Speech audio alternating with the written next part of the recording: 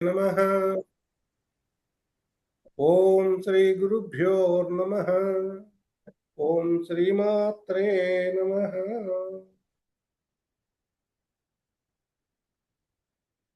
వాగర్ధావివ సంపృక్తౌ వాగర్ధ ప్రతిపత్తయే జగతః పితరౌ వందే పార్వతీ పరమేశ్వరౌ.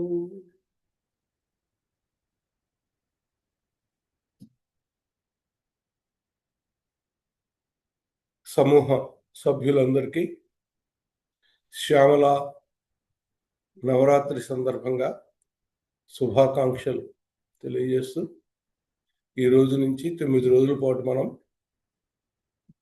దేవి నవరత్న మాలికా స్తోత్రానికి వివరణ చెప్పుకోబోతూ ఉన్నాం స్వాగతంలో.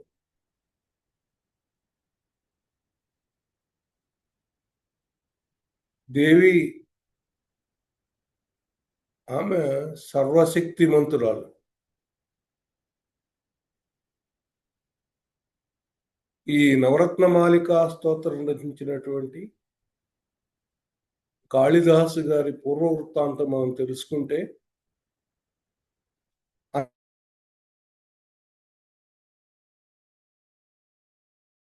కాలంలో వారికి కలిగినట్లయితే అమ్మవారి శక్తి ఏంటో మహిమ ఏంటో మనకు అర్థమవుతుంది. కాళిదాసు గారు పూర్వాశ్రమంలో ఏమీ తెలియనటువంటి ఒక పల్లెటూరు మనిషి, మూర్ఖుల్లో పరమ మూర్ఖుడుగా ఉండేవాడు. విద్యోత్తమ అని ఒక రాణి గారు, కాశీ రాజుగారి కుమార్తె. ఆమె మహా విద్వాంసురాలు, అన్నింటను చాలా ప్రావీణ్యత సంపాదించినటువంటి మనిషి. ఆమె తమ సమయాన్నంతటినీ కూడా తమ ఆస్థానంలో ఉన్నటువంటి కవి పండితులతో వాదోపవాదాలు జరుపుతూ వాళ్ళని వాదనలో ఓడిస్తూ ఉండేది.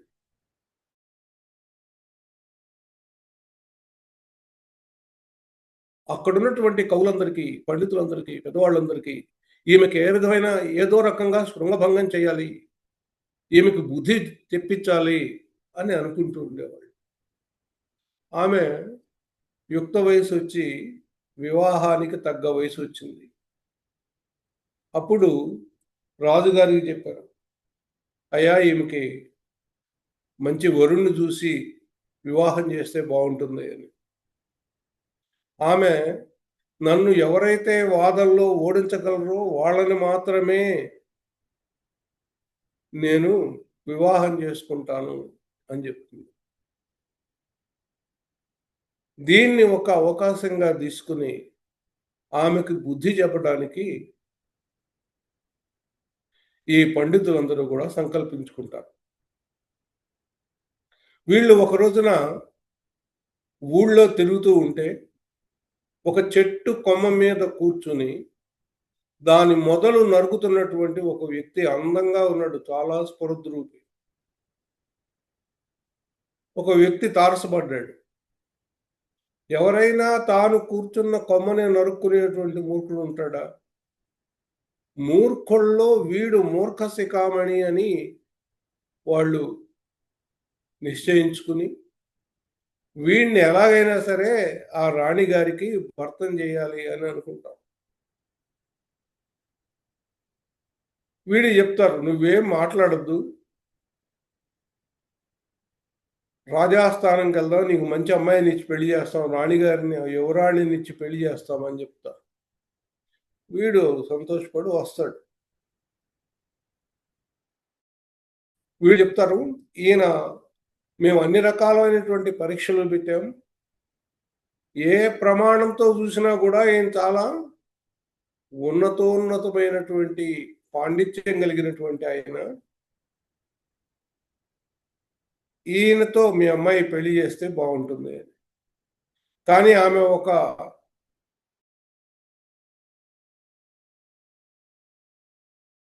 ఉంది కదా, తనని వాదంలో ఓడించిన వాడినే పెళ్లి చేసుకుంటానని. సరే, వాదానికి చెప్తారు. ఈయన మౌన వ్రతంలో ఉన్నారు. ఒక నెల రోజుల పాటు మౌన వ్రతంలో ఉన్నారు. మీరు ఆయన సంజ్ఞలతో మీ వాదనలో పాల్గొంటారు అని చెప్పారు. మౌనం అనేది చాలా గొప్ప అభ్యాసం. అమ్మవారి యొక్క అనుగ్రహం పొందాలంటే మౌనాన్ని ఆశ్రయించాలి. రాజుగారికి బాగా సంతోషం వేసింది. ఇంత చిన్న వయసులో అందమైనటువంటి ఈ యువకుడు మౌనవ్రతం పట్టాడంటే ఇతడు తప్పనిసరిగా చాలా విద్వాంసుడై ఉంటాడు అని ఆయన పూర్తిగా నమ్మి వీళ్ళిద్దరికీ వాదాన్ని ఏర్పాటు చేశారు. ఇప్పుడు వాదం సంజ్ఞలతో మాత్రమే జరుగుతాం. వాదం మొదలైంది. ఆ విద్యోత్తమ చూపుడు వేలు చూపించింది ఇలా.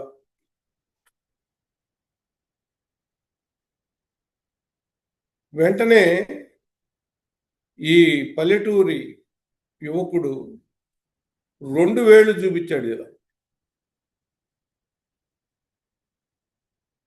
ఆమె అనుకుంది దైవం ఒక్కడే కదా అని. ఈయన అనుకున్నాడు నా కన్ను పొడుస్తానంటోంది అని. ఒక వేలుతో నువ్వు పొడిస్తే నేను 2 వేళ్లతో పొడుస్తాను అన్నట్లుగా 2 వేళ్ళు చూపించాడు ఈయన. ఆమె ఏమనుకుంది నేను దైవం ఒక్కడే అని చెప్తే ఈయన పరమాత్మ ఒక్కడే అయి ఉండొచ్చు, కానీ జీవాత్మ పరమాత్మ ఇద్దరున్నారు అనే ద్వైత భావాన్ని అద్భుతంగా చెప్పాడు కదా అని అనుకుంది. తర్వాత ఆమె 5 వేళ్ళు ఈ విధంగా చూపించింది. పంచేంద్రియాలు మనసుని లాగేస్తూ ఉంటే జీవుడు పరమాత్మతో ఎలా ఏకమవుతాడు అన్నట్లుగా 5 వేళ్ళు ఇలా చూపించింది ఆమె. వీడు అనుకున్నాడు ఆమె నేను చెంపదెబ్బ కొడతానంటుంది అనుకుని వీడు ఇట్లా పిడికిలి బిగించి ఒక గుద్దు గుద్దుతాను నిన్ను అన్నట్టు చూపించాడు. ఆమె అనుకుంది 5 ఇంద్రియాలని నిగ్రహిస్తే భగవంతుడు ఎక్కడికి పోతాడు, గుప్పెట్లో ఉంటాడు అని చెప్తున్నాడు అనుకుని ఈయన వాదనలో గెలిచినట్లుగా అంగీకరించి వివాహం చేశారు. ఆ వివాహం అయిన తర్వాత ఈయనకి ఏమీ రాదనేటువంటి విషయం తెలిసింది. మోసంతో తను పెళ్లి చేసుకున్నాడనే విషయం తెలిసింది. నెల రోజుల పాటు మౌనవ్రతం కాబట్టి నడిచిపోయింది.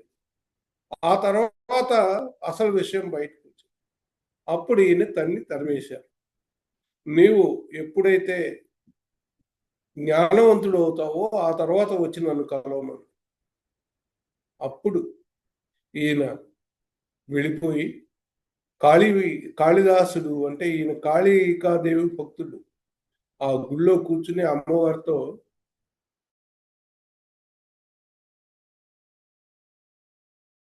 ఏమీ చదువు రాదు కాబట్టి నన్ను ఈ విధంగా నుంచి పోవాలంటే నాకు జ్ఞానం కావాల్సిందే, నువ్వు నాకు ప్రత్యక్షమై జ్ఞానం ఇవ్వు అని కూర్చున్నాడు.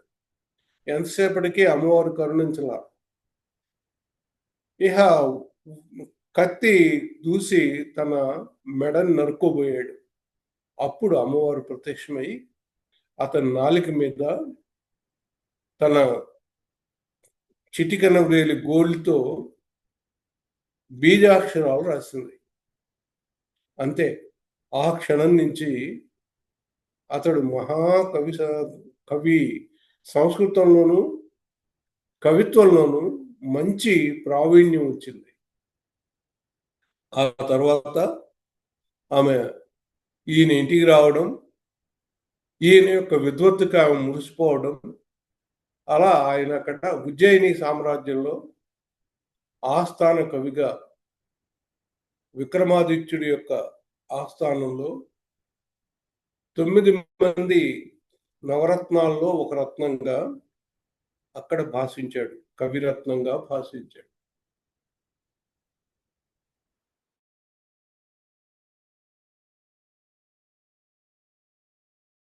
అద్భుతమైనటువంటి సుసంపన్నం చేశారు.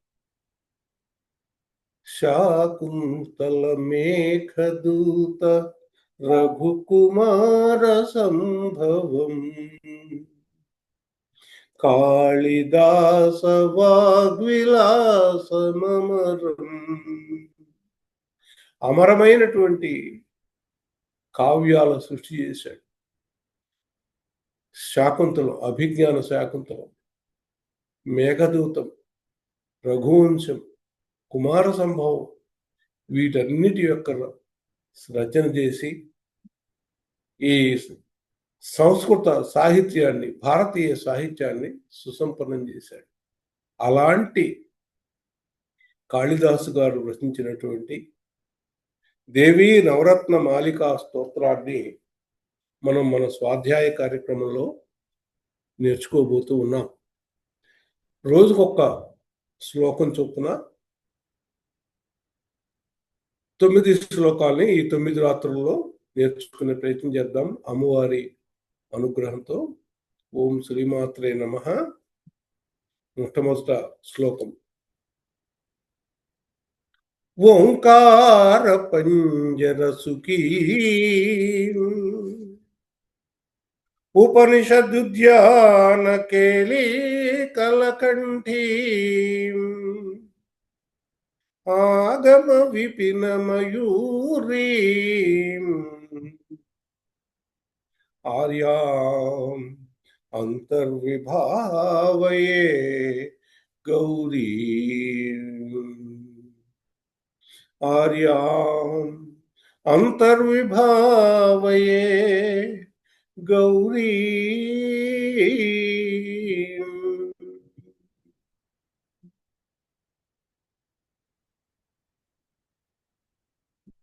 మనం ముందు చేసుకున్నటువంటి ప్రార్థన వాగర్ధావివ సంపృక్తో వాగర్ధ ప్రతిపత్తయే జగతః పితరౌ వందే పార్వతీ పరమేశ్వరౌ అనే ప్రార్థన ఏదో ఆ శ్లోకాన్ని కూడా రాసింది కాళిదాసు గారే.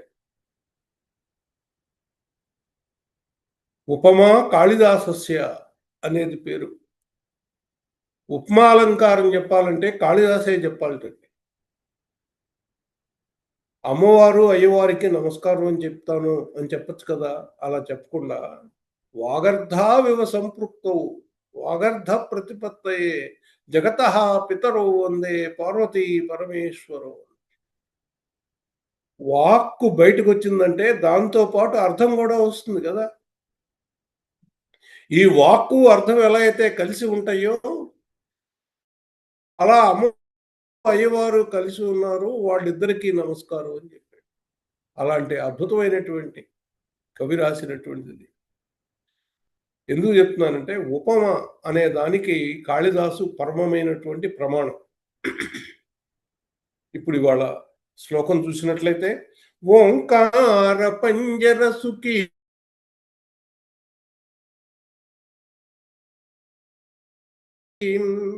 ఉపనిషదు ఆగమ విపిన మయూరీ ఆర్యా అంతర్విభావయే గౌరీ. అమ్మా, నిన్ను నేను నా మనసులో ఎప్పుడూ ధ్యానిస్తానమ్మా అని చెప్పారు. అంత చెప్తే మామూలు అయిపోతుంది. మరి ఈయన కాళిదాసు గొప్పతనం ఏంటి కదా. ఓంకార పంజర సుఖీ, ఓంకారం అనేటువంటి పంజరంలో ఉన్న చిలుకవు తల్లి నువ్వు అన్నారు. అసలు ఏమి భాష, ఏమి ఆ ఊహ. ఓంకార పంజర సుఖీ. ఈ ప్రపంచం మొత్తం నాదంలోంచి వచ్చింది. ఈ నాదానికి మూలం ఓంకారం, ప్రణవం. ఆ ఊ మా ఈ మూడు కలిసి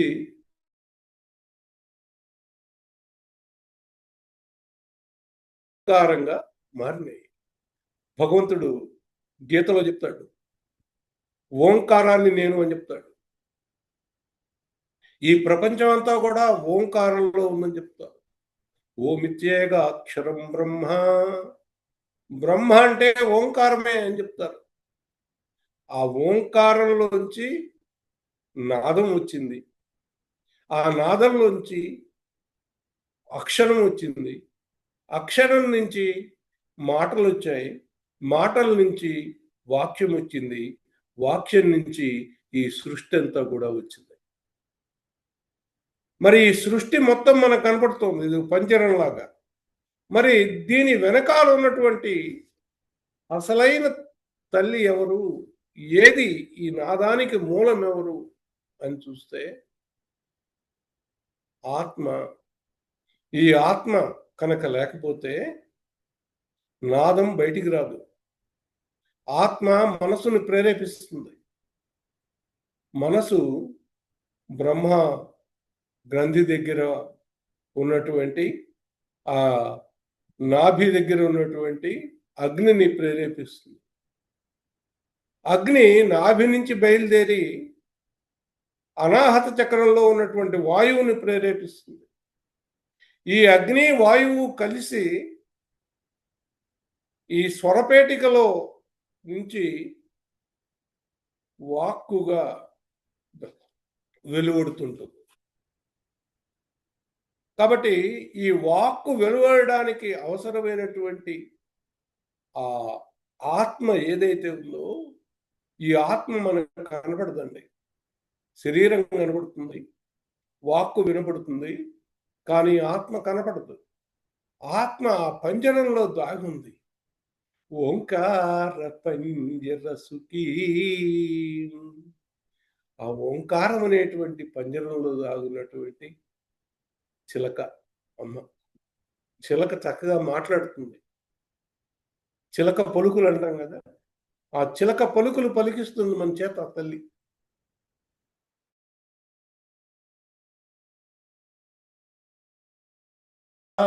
పంజర సుఖీ. ఈ సృష్టి మొత్తం ఒక పంజరం అయితే, ఆ పంజరానికి ఆత్మగా ఉన్నటువంటి తల్లి ఆ తల్లి. ఓంకార పంజర సుఖీ. ఉపనిషదుద్యాన కేళికల కంఠీ. ఉపనిషత్తులు అనేటువంటి ఉద్యానవనంలో చక్కగా కూత కూసేటువంటి కోకిలమ్మ నా తల్లి అని చెప్పాడు. ఉపనిషత్తులంటే వేదార్థానికి ప్రతిపా ప్రతిపాదితమైనటువంటివి ఉపనిషత్తులు. వేదాల యొక్క అంతం ఉపనిషత్తులు అంటారు. ఆ ఉపనిషత్తులలో అంటే వేదాల సారాన్ని మొత్తాన్ని ఉపనిషత్తులు ప్రతిబోధిస్తూ ఉంటే, ఆ ఉపనిషత్తులు అనేటువంటి ఉద్యానవనంలో అమ్మవారు చక్కగా వాటన్నిటినీ ఆకళింపు చేసుకొని ఆ కొమ్మ మీద ఎక్కి కూర్చుని కూస్తోందట.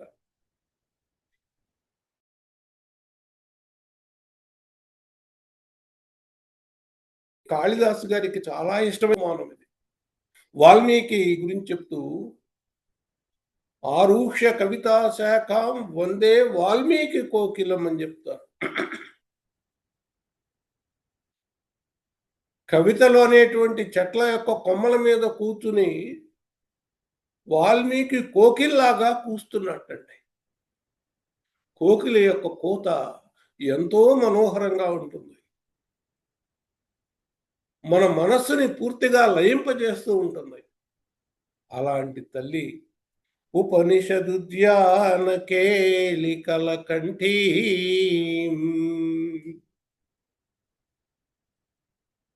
ఆగమ విపిన మయూరీ.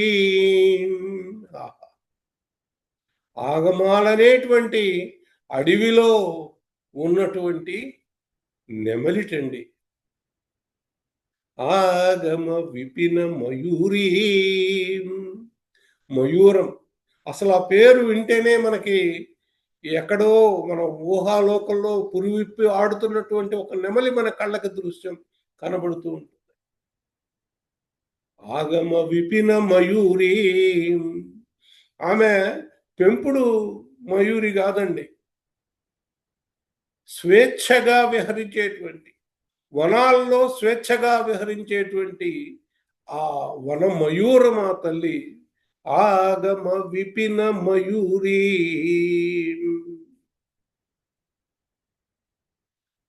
మయూరం మనకి చెప్పంగానే ఇంకొక ఆయన కనపడతాడు.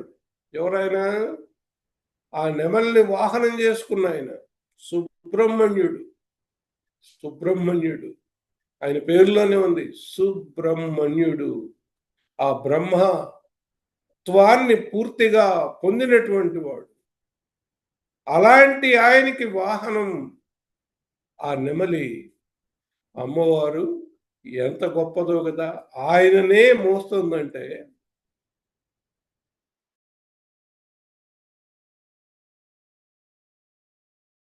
నెమలి, ఆ నెమలి ఎంత గొప్పది!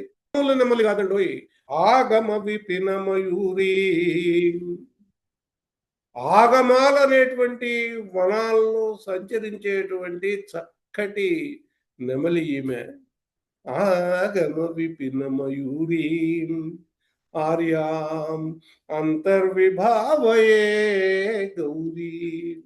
ఓ తల్లి, నిన్ను నా మనస్సులో సదా ధ్యానిస్తూ ఉంటాను తల్లి గౌరీ మాత అని ఆమెకి నమస్కారం చేశాడు.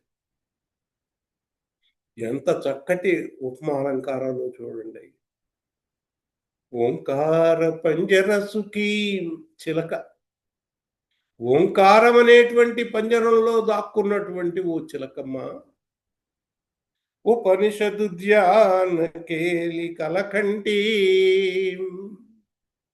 ఉపనిషత్తులనేటువంటి ఉద్యానవనంలో చక్కగా అన్నిటినీ మెసవి అందమైనటువంటి పూజితాలతో మనోహరంగా రావాన్ని సృష్టిస్తున్నటువంటి తల్లి కేలి కలకంఠీ.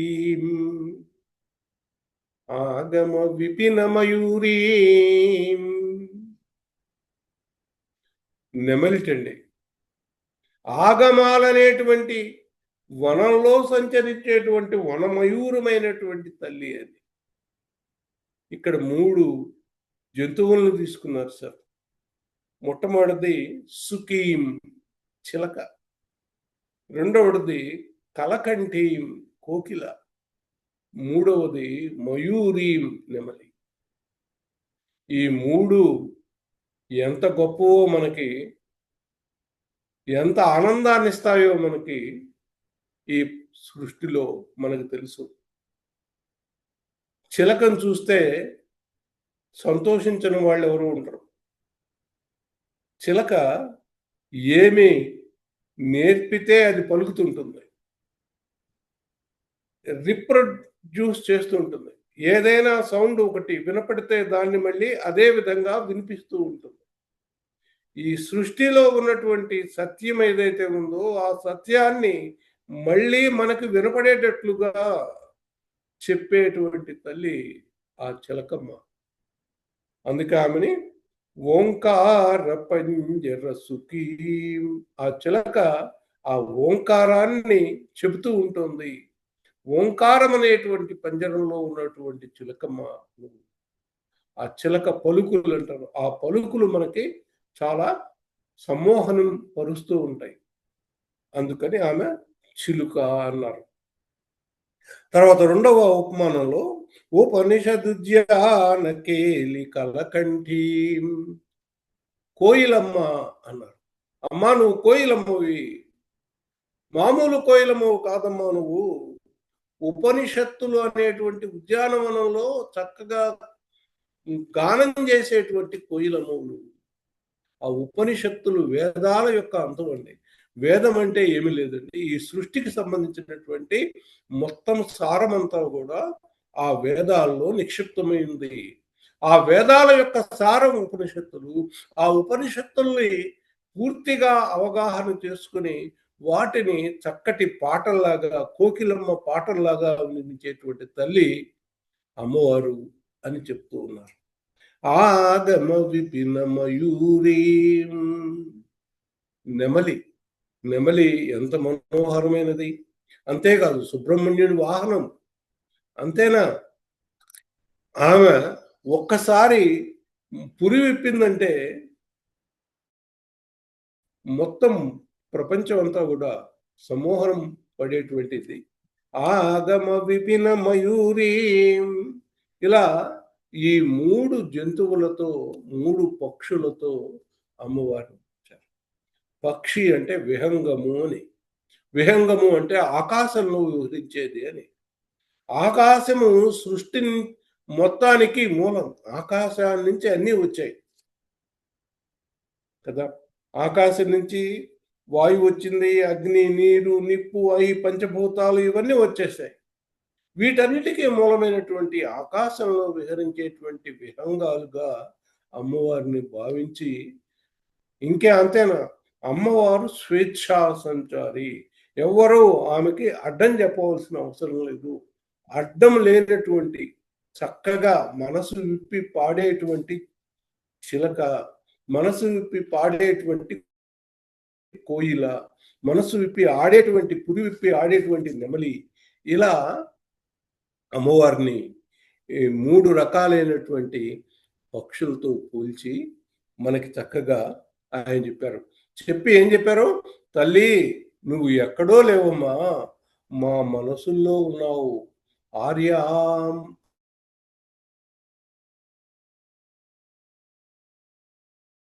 భావయే గౌరీ చేస్తూ ఉంటాను.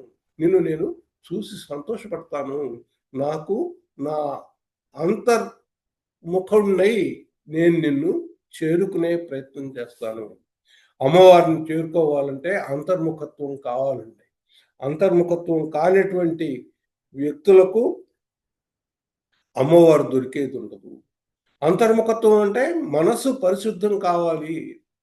బాహ్యమైనటువంటి వస్తువుల పట్ల, బాహ్యమైనటువంటి ఆకర్షణల పట్ల మనసు సంచరించటం మానుకుని అంతర్ముఖమై, ఏ తల్లి నాలోంచి పలుకుతోందో, ఏ తల్లి నాలో నివసిస్తూ నన్ను బ్రతికిస్తూ ఉందో, ఆ తల్లిని నేను చూసే ప్రయత్నం చేయాలి, చేరుకునే ప్రయత్నం చేయాలి.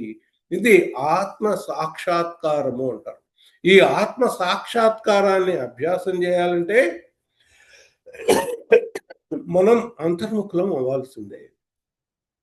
ఈ అంతర్ముఖులమైన తర్వాత ఎప్పుడైతే ఆత్మ గురించి మనకు అర్థమైందో, ఈ సృష్టి మొత్తం ఆత్మే.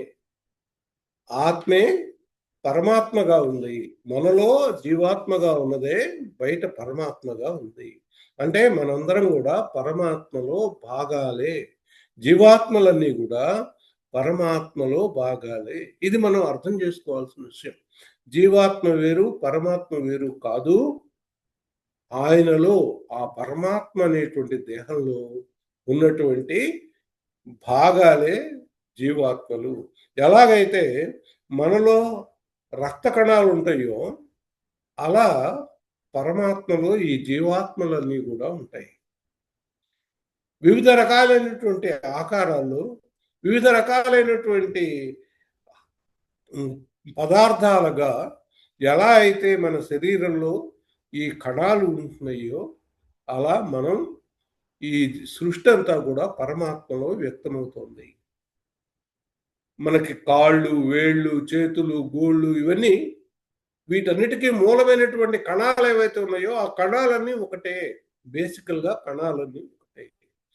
ఈ కణాలు ఒక్కొక్క ప్రదేశాన్ని బట్టి ఒక్కొక్క రకమైన పని చేస్తూ ఉంటాయి.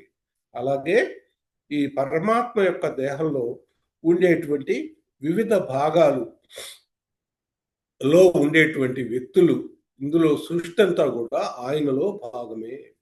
ఈ విషయం మనకు అర్థం కావాలంటే మనం అంతర్ముఖత్వాన్ని